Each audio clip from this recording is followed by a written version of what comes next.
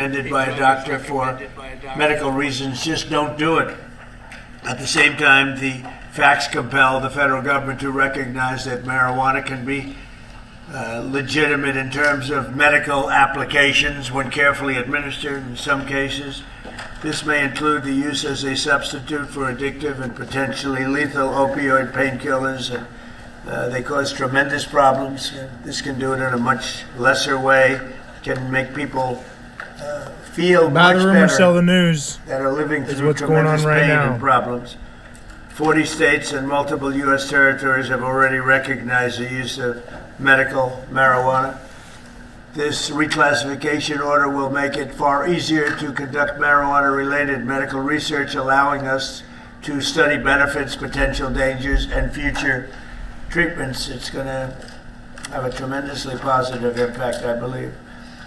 We're also asking Congress to reconsider its classification of hemp-derived CBD to ensure seniors can access CBD products they have found beneficial for pain and other reasons. Some people are literally dying, and they're dying with tremendous pain, and this can, in many cases, literally stop it. And they have their senses about them, as opposed to painkillers, which don't allow that. I just bought 25 shares, keeping it small. I've been trading YCBD on and off for a while. Be the president of common sense, and that is exactly what we're doing. I think if this news spreads overnight, having to do with common sense, and it's time, something having to do with the fact that so many people that I respect ask me to do. People that are having problems, big problems. They are having big problems with illness, with cancer in particular. I now want to ask Dr. Oz to say a few words, followed by Dr. Braun, Dr. Casseret, Dan Wiley, and Dr. Valcow, and we'll sign the order as soon as they're complete, and we'll take some questions. Please, go ahead.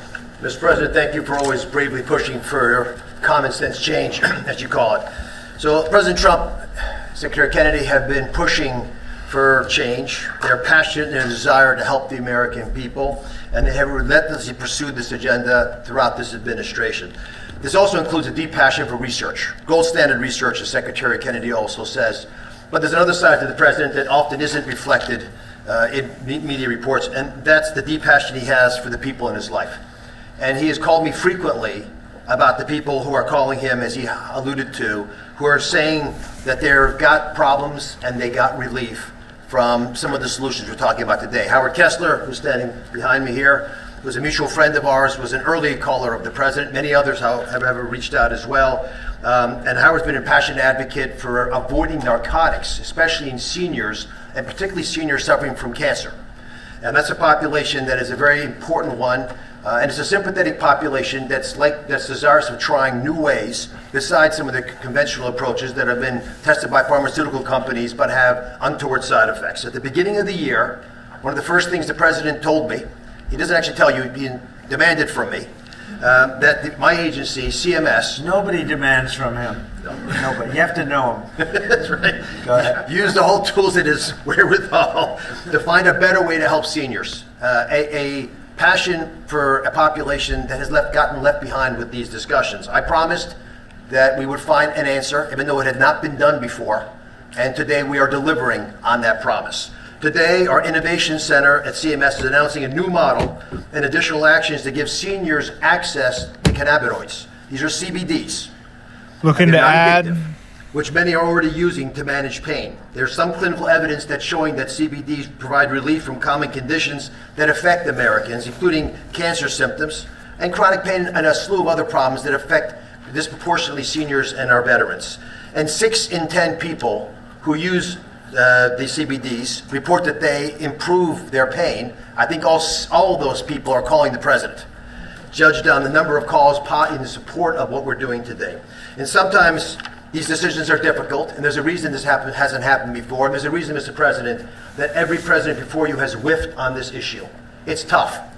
And I know there's going to be a lot of discussion about it. That's why we're so passionate about making it clear that this patchwork that we're working within now, the laws and regulations, they're leaving patients and doctors without adequate guidance on the safeguards of how to use these products, even though they're still being used. At Medicare, we cover 68 million Americans, including people under the age of 65. and they did not have a way of providing these treatments until today. With the president's insistence, that's all changes. The Innovation Center models are going to allow millions of Americans on Medicare to become eligible to receive CBD as early as April of next year, and at no charge, if their doctors recommend them.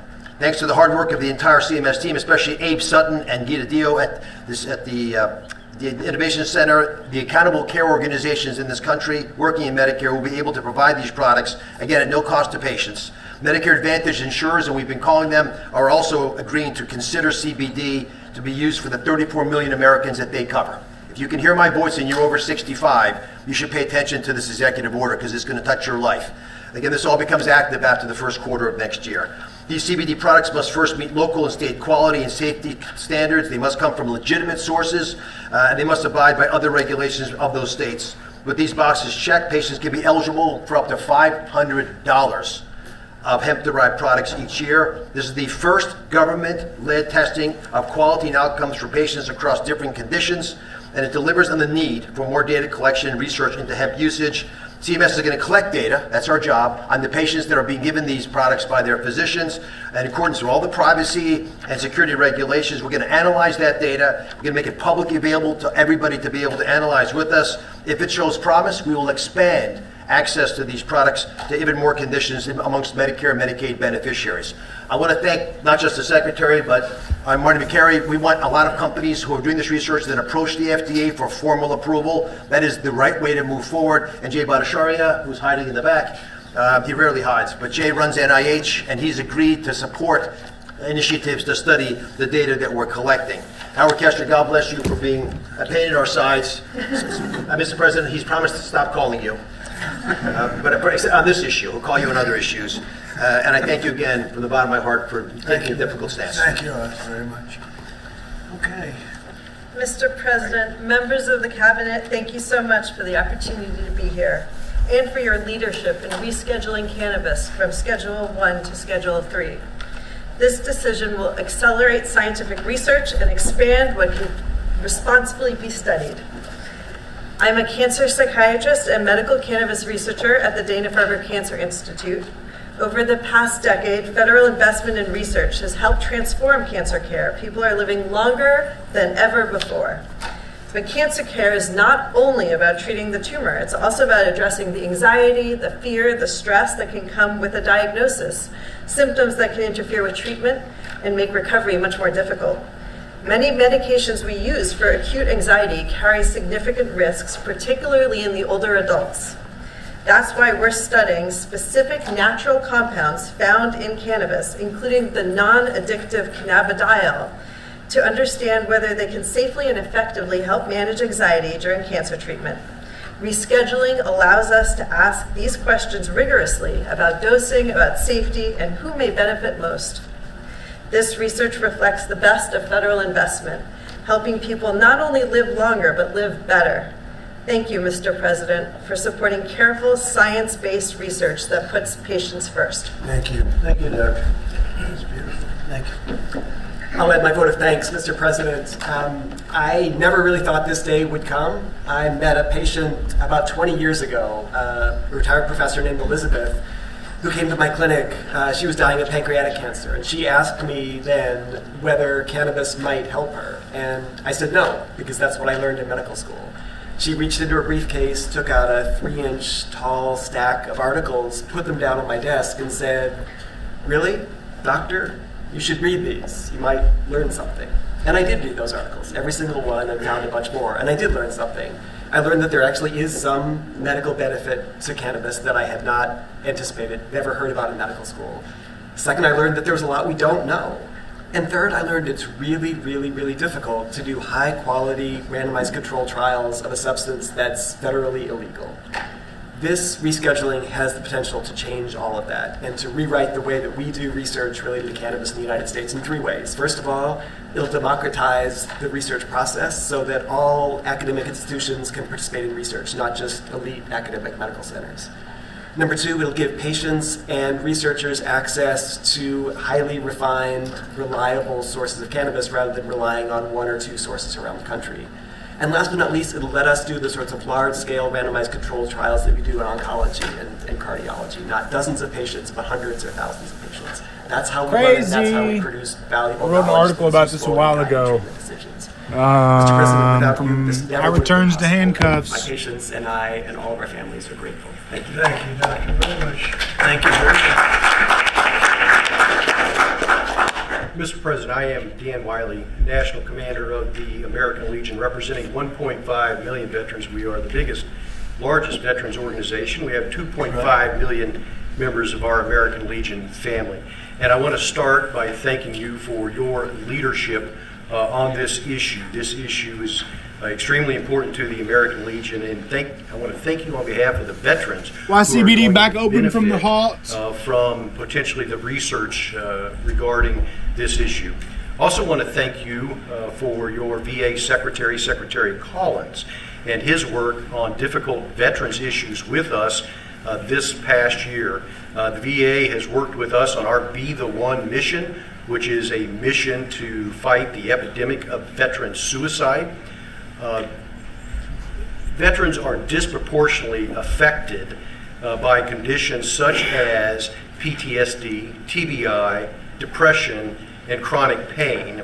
And with this reclassification, it will allow research to be conducted with regard and to banking. Cannabis. There is anecdotal evidence that cannabis benefits these conditions, and now we'll have an opportunity to see if research does prove that it is effective. And if it is so, then it'll open up a whole new method of treatment for our veterans with regard to this particular issue. Old people need to and so, take again, CBD. I just want to thank you for your leadership and thank you on behalf of the American Legion. All right, for guys. this executive order. Glad I got to catch this live. People Thank you I very really much. want to catch the suffer, pin they will signing. suffer a lot less now. You're right. Based on what I hear. Good Anybody afternoon. else, please? I'm Nora Volkov. I'm Director National Institute on Drug Abuse. And for us, the rescheduling opens the door to Wonder how many actually of those be able people to are high. accelerate the rate at which we can do research and discovery. And research is crucial in order for us to, for example, understand what may be and for whom the dangers of cannabis. Yes, cannabis can be addictive, and certainly people, adolescents and children may be the most vulnerable. But we cannot close our eyes to research and the opportunity that we are hearing from patients that for some of them, cannabis can solve their problem. And so what we need to do is do research, number one, to understand what are those conditions. Number two, in order to be able to optimally learn how to use it. And to understand, number three, who is at danger. And it is knowledge that will allow us to optimally take the benefits that may be behind cannabis, as research shows, but on the other hand, also enable us better to do prevention interventions to protect those that are most vulnerable. So thanks very much. Great job. So Thank you very volatile. much. Thank you, Doctor. Bobby, do you have something to say? I'll just echo thank you, Mr. President. Thank you for your leadership and vision and finally getting to closure on this issue. This is a question, a scientific question, that has divided our country for many, many years. And there are valid claims on both sides. On one side, patients and physicians attest that cannabinoids and THC can have miraculous effects on chronic pain, on epilepsy, on PTSD, on chemotherapy-induced nausea. My friend Howard Kessler, without whom we wouldn't be here today, drove this change in the schedule. And he did it because of his own experience in mitigating the impacts of chemotherapy. He has nothing to gain from this. He just saw something that worked for him, that worked for thousands of other Americans, and he wants to make it available to them. On the other side, there are valid claims about the negative impacts, about addiction, about psychosis, about adverse public health impacts, and impacts particularly on young people. So we haven't the evidence on all of these is anecdotal and it's hypothetical because we have not been able to do scientific studies. There is no standardized dosing. And if you don't have standardized dosing, any study that you do is comparing apples to pears. And we don't know the difference between botanicals and synthetics, and all of these questions we're now going to be able to answer. 5 administrations have promised to act on this issue. The Biden administration promised to do this, and the proposal began during the Biden administration. It got mired down in the chaos and inertia and disorganization of that. And I want to thank President Trump, who made the promise during the 2024 election that he was going to come in and solve this issue, that he was going to take decisive action, and he has kept that promise today. And so thank you, for President Trump, for your vision. And because of that, we will have answers very soon. This will finally allow us to study this issue and to answer these questions for the American people. Thank you very much, Bob. Howard Kessler, a friend of mine, one of the most successful people in the country, came to see me on more than one occasion, actually, and he had some real difficulty about 3.5, 4 years ago, and he went through hell. Volatile. And during his going through hell, he probably sampled everything you can sample when you're going through that, Howard. For sure. And he came to me and said, "There's been nothing like this, and we're going to have to take a good, strong look at it." Come on, just sign That's it. what he asked me to do. And I need others to go eat. likewise said that. Many others. I mean, you know, again, it's. I've never been inundated by so many people as I have about this particular. Look at Tesla, though. classification. Oh, big And dip I on don't know Tesla. that you have anything to say. See on what it. the You'd like Tide's to doing say, while Trump is whatever you like. talking. Gold, huge reject and off make a of difference in their lives. the breakout. I mean, Talents that could do huge it. reject. Not Silver, in 8-year clinical price trials, adjustment. but in a year. And we're going to prove that. Bitcoin not looking good at all. Bitcoin. Woo, Michael Saylor is And I'm shitting far himself. younger I than promise you 65, that. so this does not pertain to me. Thank you. I don't want it, okay? I'm not going to be taking it, but a lot of people do want it. A lot of people need it, and thank you, Howard, for really opening a lot of eyes. Okay, we'll sign it. We'll take some questions from the press. You can ask the doctor some questions. And it's an honor to do this. Uh-oh. Not an auto pen. That's a good one. You make that. Would you look at that?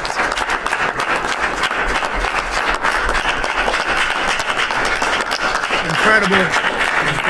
Adios, everyone. Have a great day. Thank you. Thank If you very much, smoke a everybody. joint, Any questions, please? take a hit from me. A health-related question.